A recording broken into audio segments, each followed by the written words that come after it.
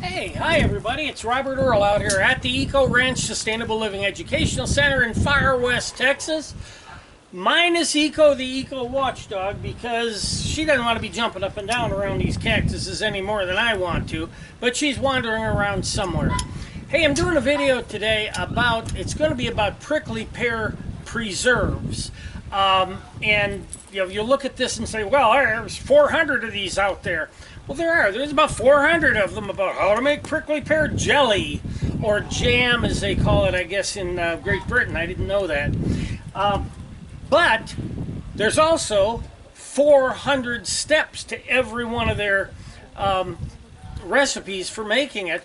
And, if I didn't know anything about prickly pears and just wanted to give it a try, following some of those recipes, man, I'd give it up. I wouldn't even do it. I wouldn't think about it because it's just too much work for a little bit. The amount of jam that I'm going to be making, probably based on some of these other people, would be 3 or 4 times longer than what I'm going to do here. So I want to show you so that you can do it if you have access to prickly pears. If you don't have access and you have to buy them in a store, well, I don't know the expense, but I'll bet you they'd be a little bit too expensive to be making jelly out of. What I do with it, though, is I make a lot of prickly pear juice. And we use that juice, we freeze it, a great deal of it, and then we have some of it, and I've already got about 2 gallons of it in the refrigerator in old wine bottles. And what we do with it is the juice, I marinate meats in it, it's a marvelous thing to marinate meat in, especially if you mix a little grapefruit juice or other citrus juice with it. Marinates your meat. It will turn it pink. It will turn it this red color. But even that cooks out of it. But it's great for that. It's great for mixing with other fruit juices. What I am doing this year, because I'm trying to drink a lot less alcohol, I seem to feel a lot better if I do that. And so what I'm doing with it is I'm making pink lemonade Kool-Aid, and I'm putting quite a bit of prickly pear juice. So to a packet of Kool-Aid, I'm putting about 2 cups, cup and a half of prickly pear juice in there, and adding just a little extra sugar. It's a great drink, and you can take that drink and add some rum to it. It's fantastic. Or you can do like my brother George and I did. You can add pineapple juice, coconut milk, prickly pear juice, a little bit of sugar, and some lime, and make a drink we called the Sea Nymph. It's entirely up to you. But anyway, prickly pear fruits, I guess the name for them is tunas. Well, I'm sorry. Tunas are a fish that swim in the ocean. This is a fruit. It's prickly pear fruit. Prickly pear berries, prickly pear whatever. It ain't a fish. And you pick them, and I showed you, and I should have showed you. Let me get another one. Okay. Now, they have a lot of little thorns on them. Let me get real close to the camera here. Hopefully you can see all those little thorns. They are very irritating if they get in you, and I'm still going to get some in me as I'm working with them. But the way you pick them is just like you saw me. You twist them off like so. That's easy. All the people show you that. But it's from right here where what I do is different than what they do. And I'd love to show you so that if you have access to prickly pears, you can say, hey, I can make some prickly pear preserves, and it'll be a lot less time and a lot less effort than these other guys are doing. Let me show you some of the steps.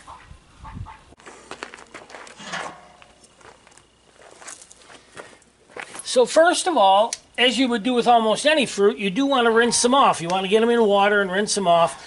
There's bird crap and whatever on them. But I'm specifically have been letting these sit in water for 2 hours because one of those people, and all of them really had good videos, it's just there were a lot of steps. One of those people said that if you soak these for a couple of hours, all those little thorns come out and they're easy to handle. Not true. At least not with my prickly pears. And this is the first year that I'm harvesting prickly pears. Usually I have to go out and forage in the area, which does involve trespassing on other people's property. Or you can go on the right-of-ways. That's a good way to do it, is you just find the prickly pears that are blooming on the right-of-ways and pick those. That's perfectly all right, I guess. But this is the first year that from my patch that you saw in a moment ago, from my patch, I'm going to get about 5 gallons of juice. So, this didn't work, but let me show you what does. Okay, so here I am in the chaos kitchen, and there's not so much chaos in here anymore. And that's the separate video that has to do with the construction. But we went through all the jars I have, and I only have 8-quart mason jars, or curd jars. So I'm probably going to be putting some of this jam that I'm making up and putting it in the refrigerator, because I just won't be able to trust it if I try canning it, because I don't have enough of these. I was right at the store the other day, and I could have bought a dozen more of these, and I just didn't. They're only here they're only between $12 and $13 for a dozen of them. They're probably a lot cheaper at Walmart, but that was our local stores. So of course your first step is going to be wash your jars, then sterilize your jars, your lids, and your rings. So that's what we're going to do. I'm going to start washing these now so that I can sterilize them, and then we'll get on to the other steps. But you don't need to learn how to sterilize. You already know that. Okay, now what we got to do is get started. Now, is he going to get out the blowtorch and go poo and cook all those little thorns off? Is he going to get his knife out and cut the tops and bottoms off and then peel each one out? Is he going to cut them in half and scoop out the centers? How about none of the above? Look, one of my mantras here, we've got 12 mantras. If you're interested in them, I can send them to you. 12 mantras that we go by in the Eco Ranch Sustainable Living Educational Center. And number one, not number one, I guess it's number 2 or 3, anyway, one of the top 3 or 4, is to kiss or kick everything. What do we mean by kiss or kick? Okay, kiss, keep it simple, stupid. Kick, keep it cheap, kiddo. Just that simple. Whatever we go to do, we're going to try to keep it simple and keep it cheap. So how do you keep it simple? Let's think about this for a minute. One guy is going to soak all the thorns off in water. Well, for me that didn't work. Maybe I didn't do it his way. I don't know. And the other guy is going to take each one and pick it up and blowtorch it off or cut it. Okay, let's think for a moment. Those thorns are they're sharp if they get you, but they're very, very soft and easy to cook. So if you cook them, they become real pliable. They're not going to stick in you anymore. And if you're going to strain the stuff anyway, you're going to strain those little thorns off. So does it really matter if thorns get in the mash that you're going to get the juice from? Of course it doesn't. So here's the simple way. Let's eliminate all of those steps. Now, before you start going, oh my, he's doing that. No.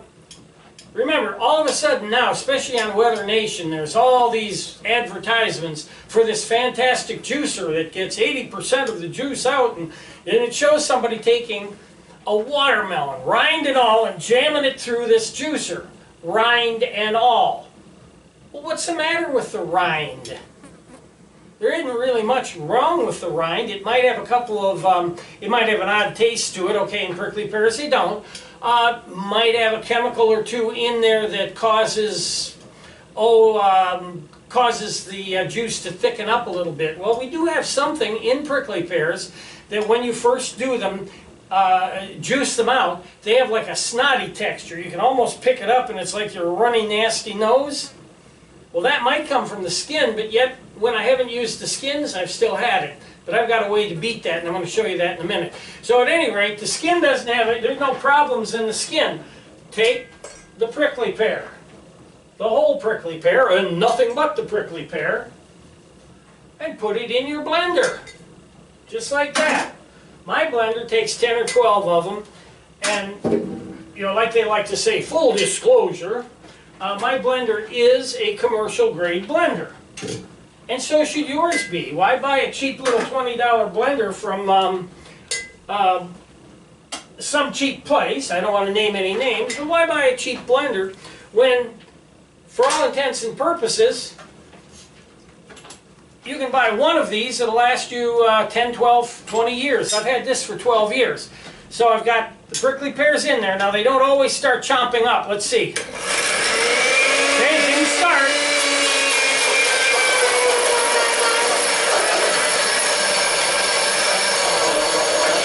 There we go.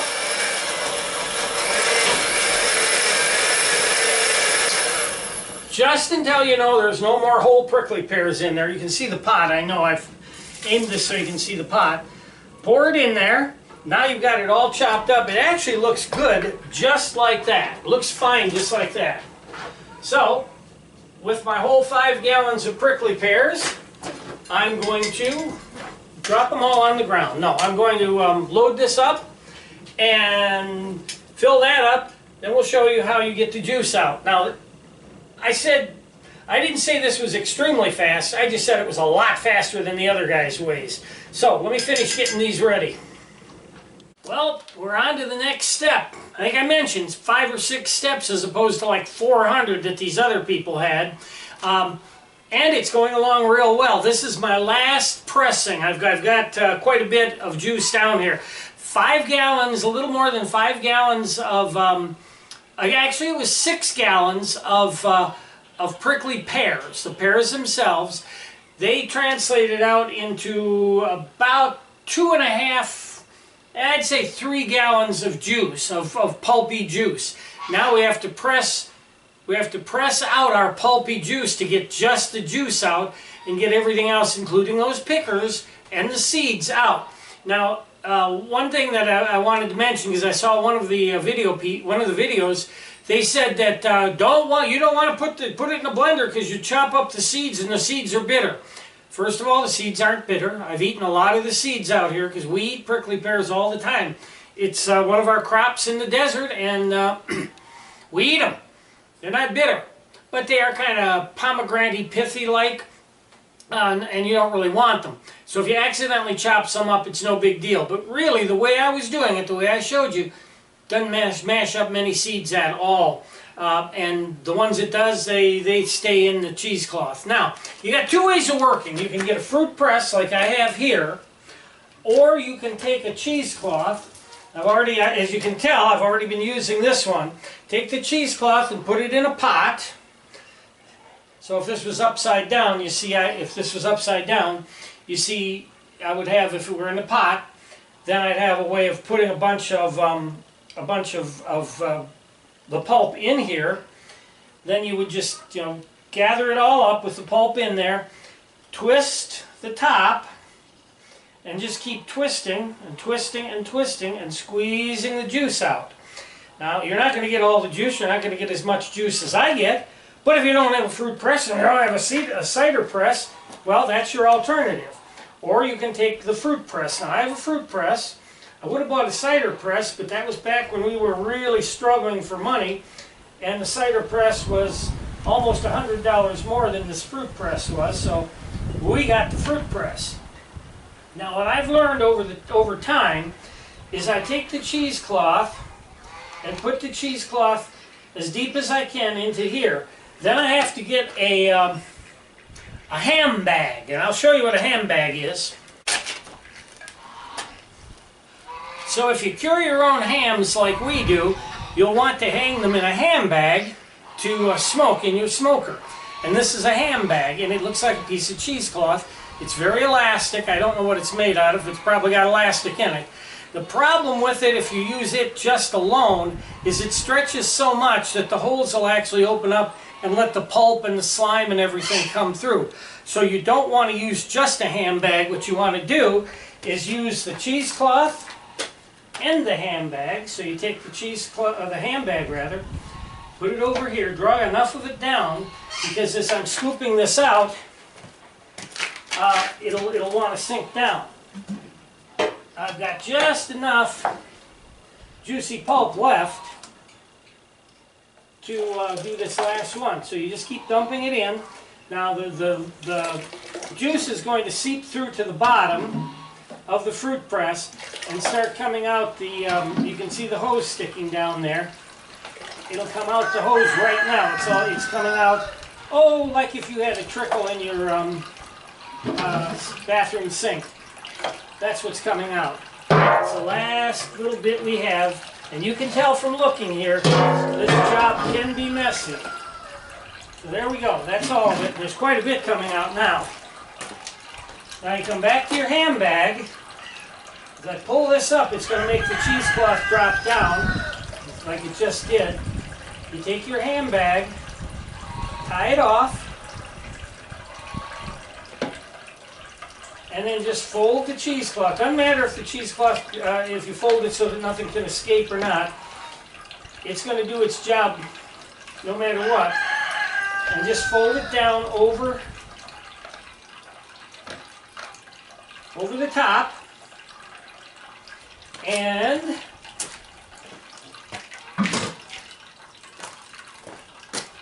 top of the press goes in.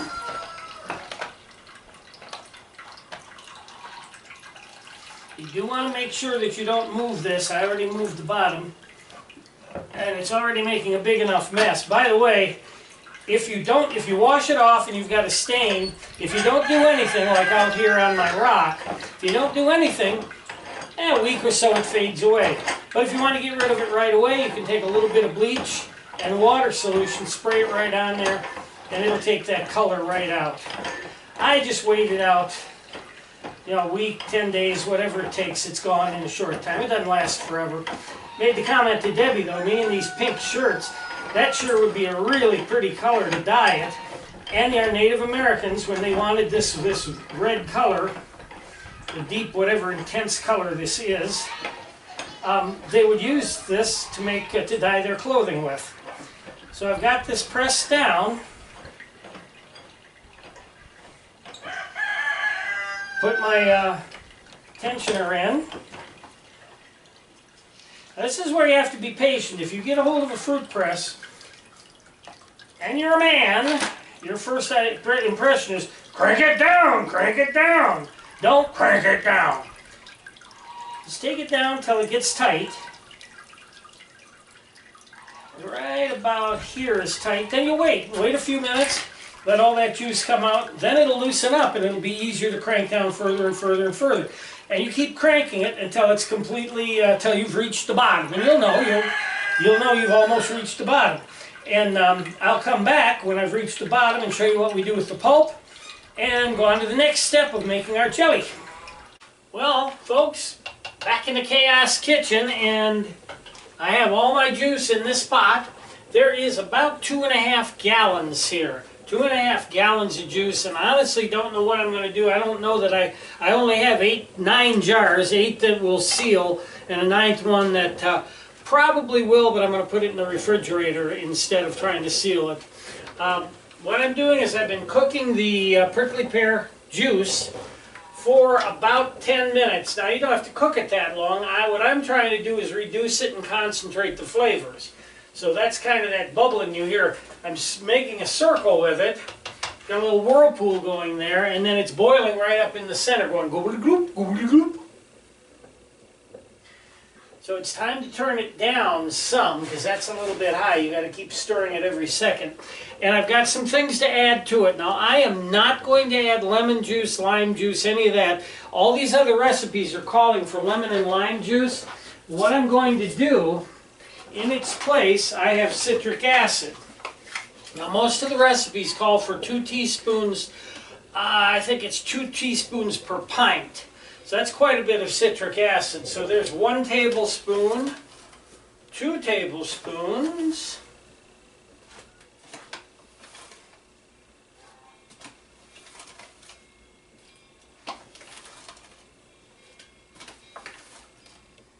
seven, 8,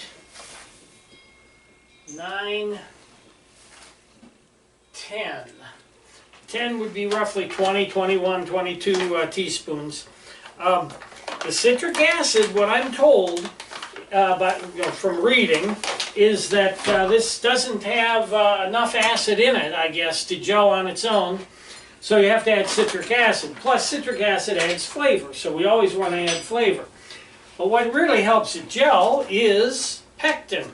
And I've got a, from Ball, the jar company, 5.4 ounces of pectin. Again, 2.5 gallons. all the pectin goes in.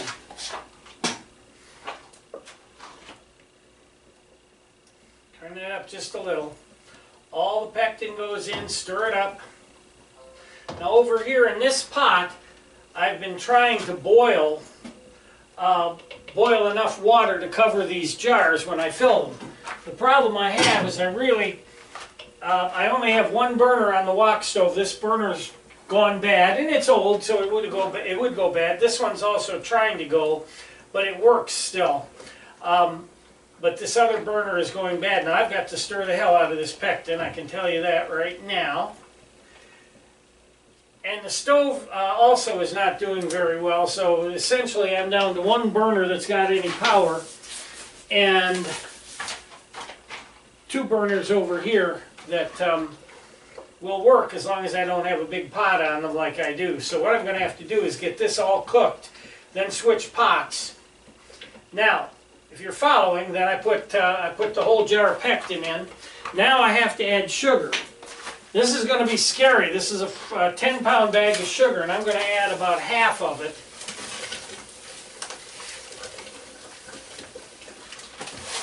Not all at once, though, like that. And because this was already boiling, everything wants to dissolve right away. That's nice.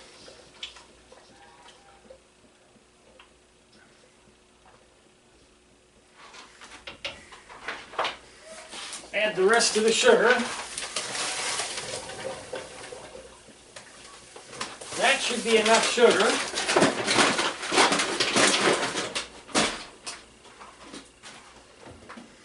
Again, stir it up real good. I don't want it to be sickly sweet, but it does have to be sweet. So what we've done is we've added the pectin, added the sugar, and added the citric acid. Now it just has to cook for 4 or 5 minutes, 3 to 5 actually. So I'm going to let it cook and get to work and get everything ready to fill these jars, and I'll be back. So as I was filling my jars, one of them cracked, so I have 7 quarts in here boiling. It's got to boil for 10 minutes. I fill them to within, an eighth of an inch, pardon me, an eighth to a quarter of an inch of the top. Make sure they're covered with water in here. We're setting the jar lids. I'm going to cook them for about 10 minutes like this, turn it off, take them out, put them in the refrigerator. Not in the refrigerator, excuse me, set them aside. Now I've got a number, I've got about 5 quarts here besides that I didn't have jars for. These are going in the refrigerator. They will have to be eaten before they spoil. Those will go in the refrigerator. But I will finish this up in the morning when everything's cooled down and let you get a look at what we got. And let's do this. See you in the morning, but for you it'll be like 5 seconds. Hey, it's been a couple of days now, obviously, changed my shirt. The Eco Watchdogs down here, and we're back in the Chaos Kitchen. So I'm done. Now, I didn't spend a lot of time telling you how to can, because canning, you probably already know, or there's 100 people that will tell you how to can. The main point of this video was to show you how to take the prickly pear fruits easily and simply and get the fruit out of them, period. Now, I'm trying to make prickly pear jelly, but this was my first attempt at making jelly, and thinking like pectin is like rennet, I figured you didn't need a whole lot of pectin. I actually needed 3 times the amount of pectin that I had. In other words, 3 of those 5.75 ounce jars. So what happened was it didn't set up like a jelly. What I've got, and I'm not sure if you can see it or not, what I have is a syrup, pretty much like honey, a touch thinner than honey perhaps. Now I've got almost a gallon of this that's going to have to be used fairly quickly. So Debbie and I will be eating a lot of French toast, pancakes, toast with this, and I've given some away. These, on the other hand, are sealed. They're perfectly sealed according to canning directions. They'll be fine, but they are going to be syrup. So what I'm going to do is next week I'm going to get more pectin, and I'm going to do a follow-up video. Now it'll only be maybe 5 minutes of video, just to show you how having the correct amount of pectin and lemon juice. I don't know if that makes a huge difference or not, but I didn't have lemon juice either. See if that makes a difference, and then I'll show you the finished product. But what I did here, perfectly fine for syrup.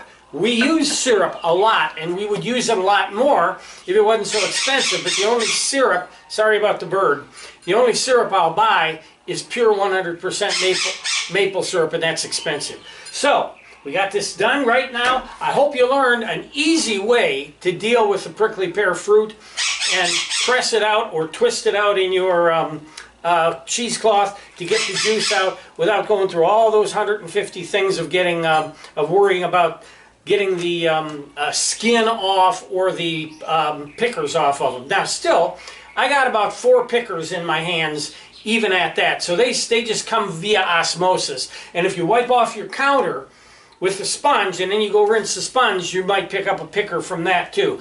But it's better to have 1 than 30. Debbie and I each had about 30 the first time we tried this. So anyway, watch for the follow-up. It'll be just a short little follow-up where I'll actually show you where we got jelly out of the thing. And until then, it's Robert Earl, Eco Watchdog, and the rest of us out here at the Eco Ranch Sustainable Living Educational Center saying, that's right, see you later, friends.